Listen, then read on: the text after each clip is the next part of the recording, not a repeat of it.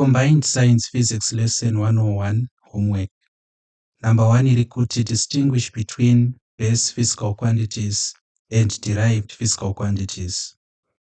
Number 2 iri kuti give 2 examples of base quantities. Number 3 iri kuti give 2 examples of derived quantities. Number 4 give 1 reason why scientists use standard international units. Number 5 iri kuti fill in the table. Physical quantities, SI units.